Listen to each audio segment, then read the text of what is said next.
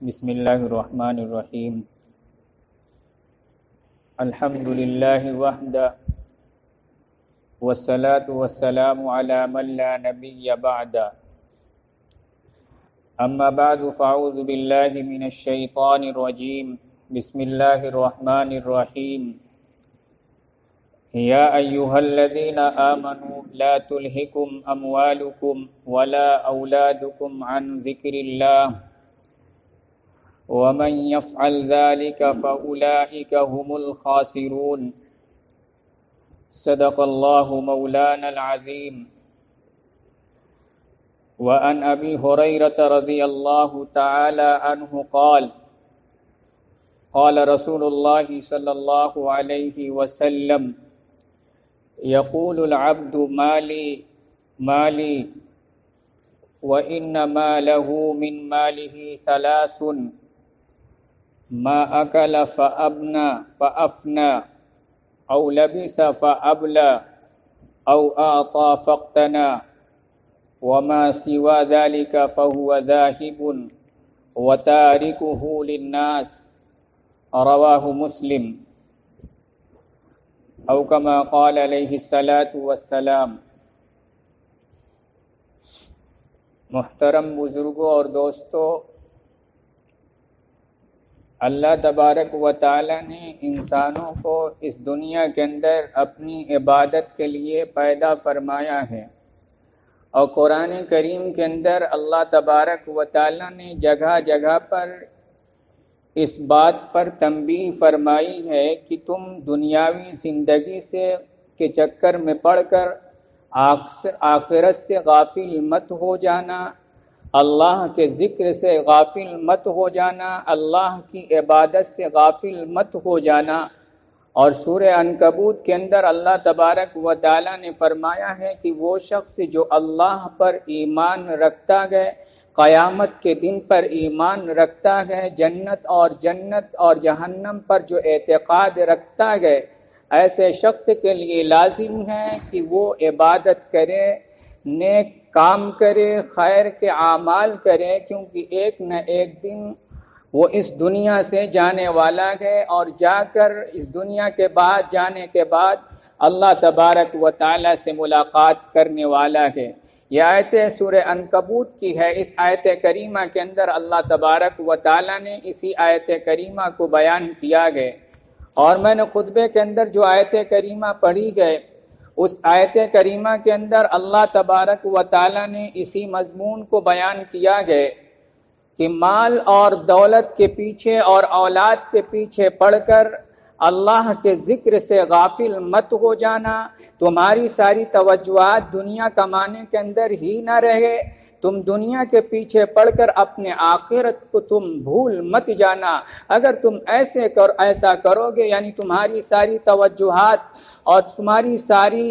مصروفیات اور مشغولیت دنیا کمانے کے اندر ہے، تو تم یقیناً نقصان اٹھانے والے ہو، خسارہ اٹھانے والے ہو۔ یہ آیت کریمہ سورہ منافقون کی ہے۔ اللہ تبارک و تعالی ارشاد فرماتا ہے، یا ایھا الذین آمنوا لا تلہکم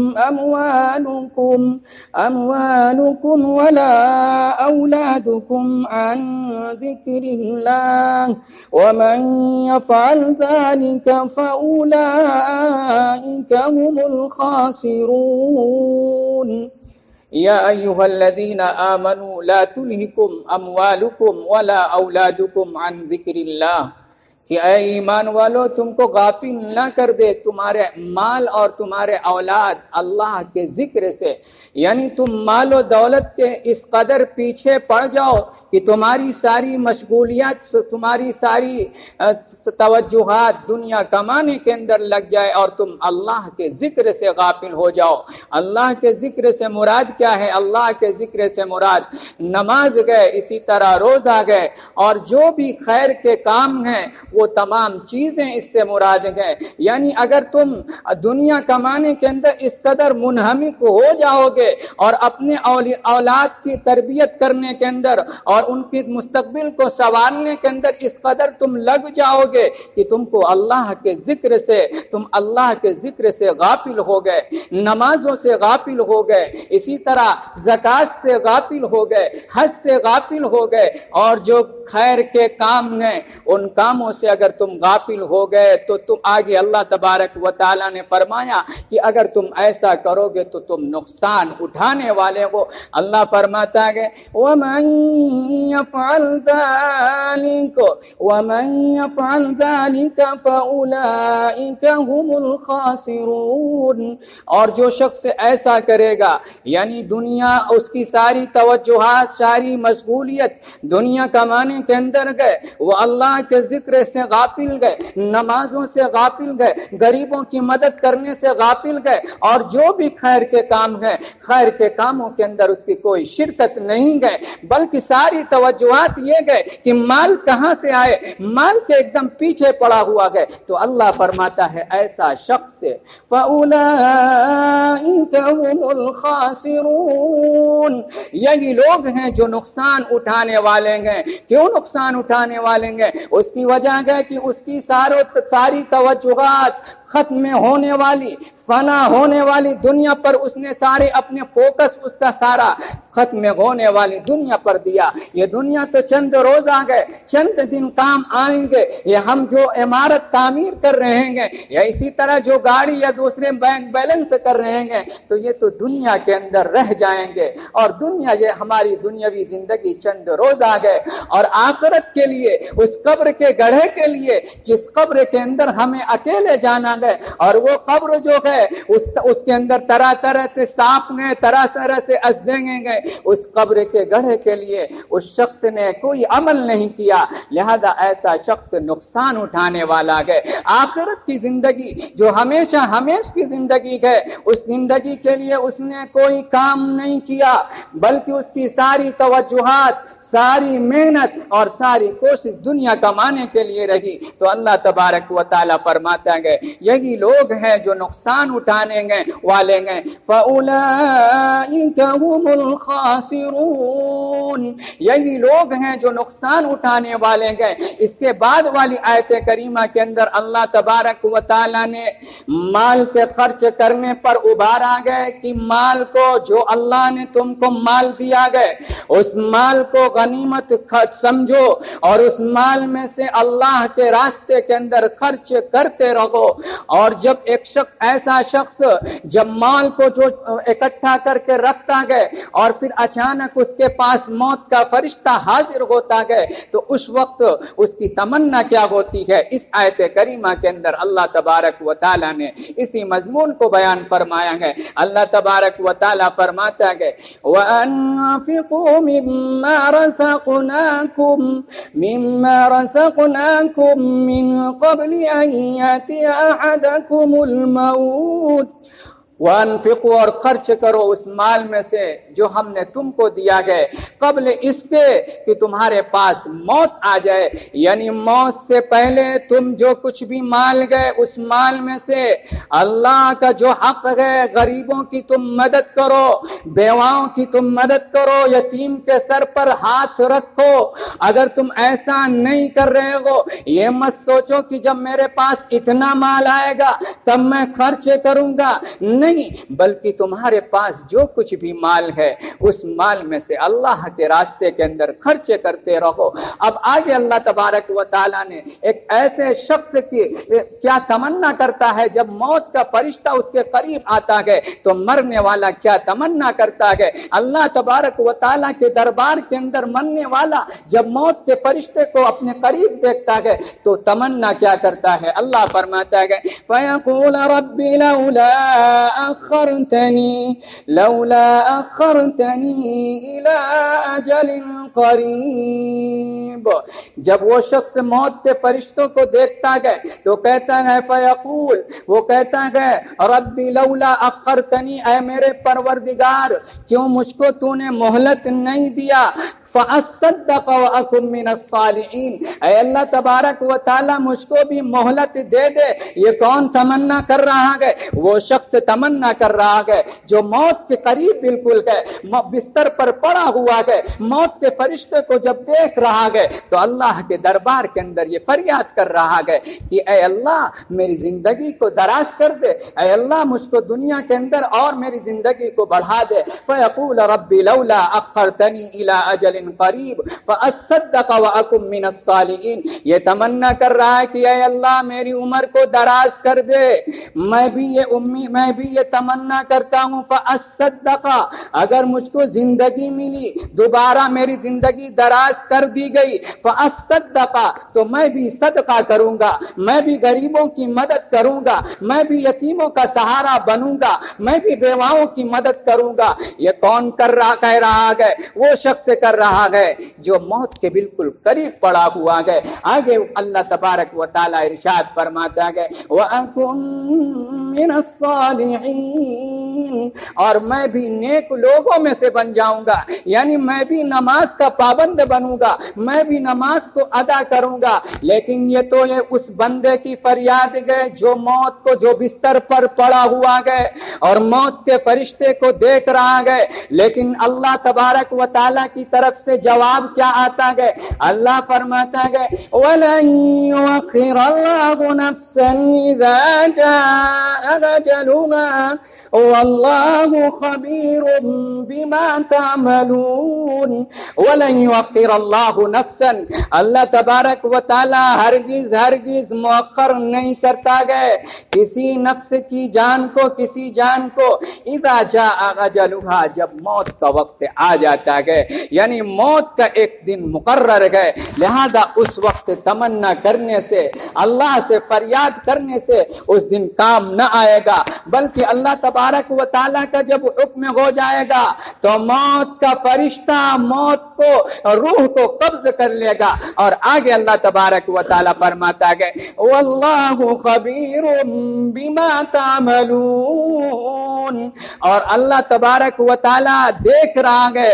جو کچھ تم کر رہے ہو۔ اس آیت کریمہ کے اندر اللہ تبارک و تعالیٰ نے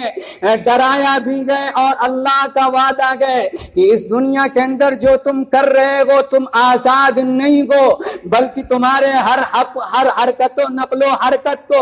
ریکارڈ کیا جا رہا ہے، اور تم اگر دنیا کے اندر نیک عمل کرو گے تو اس کا ثواب آخرت کے اندر تم کو دیا جائے گا، اور اگر تم دنیا کے اندر کسی کو تکلیف دو گے، کسی کو ستاؤ گے، کسی پر ظلم و ستم کرو گے، کسی کے مال کو ناجائز طریقے پر کھاؤ گے، اسی طرح کسی کی غیبت کرو گے، کسی کی چغل خوری کرو گے، تو یاد رکھو تم کو میرے پاس حاضر ہونا ہے، اور اللہ تبارک و تعالیٰ کے ہاں ایک ایک چیز کا حساب ہوگا۔ میں نے جو آیت کریمہ پر حدیث پاک پڑھی گئے، اس حدیث پاک کے اندر بھی اللہ کے محبوب پیغمبر نے فرمایا کہ انسان کو اپنے مال و دولت پر ناز ہوتا ہے، انسان فخر کے ساتھ لوگوں کو بتاتا پھرتا ہے کہ میرا مال میرا مال۔ یہ روایت مسلم شریف کی روایت ہے۔ اس روایت کے اندر وعن ابی ہریرہ رضی اللہ تعالی عنہ قال قال رسول اللہ صلی اللہ علیہ وسلم،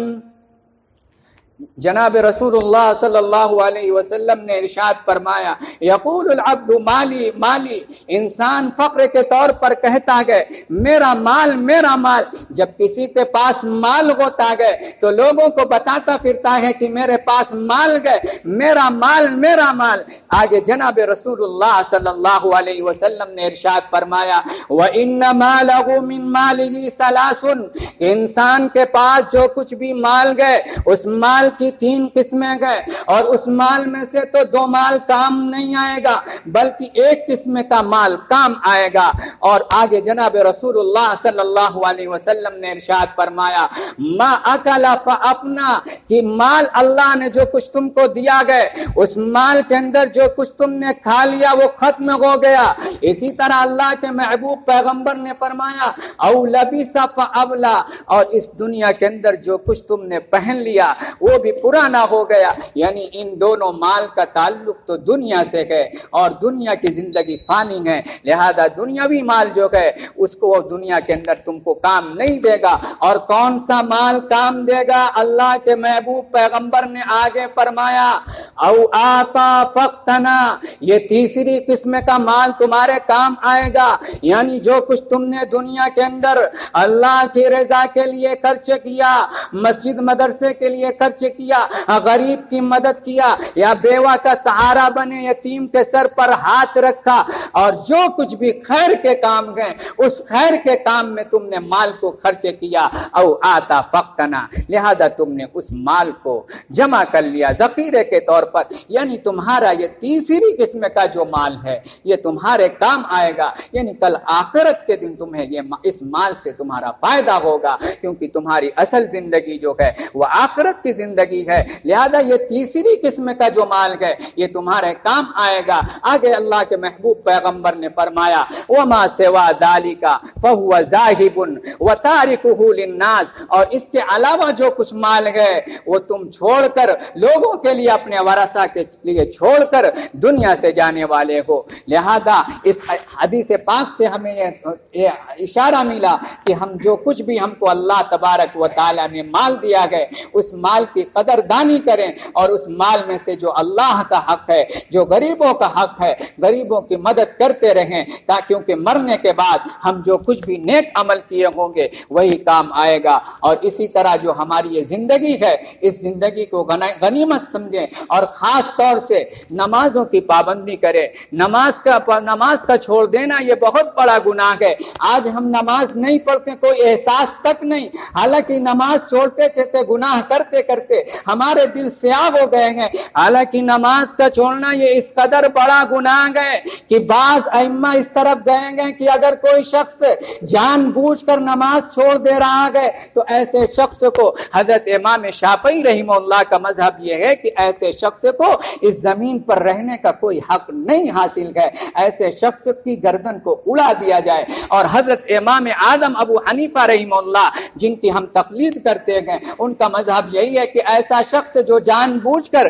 نماز کو چھوڑ رہا ہے، ایسے شخص کو جہاں پر اسلامی حکومت ہے ایسے شخص کو قید کر لیا جائے، اور تب تک قید کے اندر رکھا جائے جب تک کہ نماز کا پابند نہ ہو جائے۔ تو نماز کا چھوڑنا یہ بہت بڑا گناہ ہے، اس لیے نمازوں کی پابندی کرنے کی کوشش کریں۔ اللہ تبارک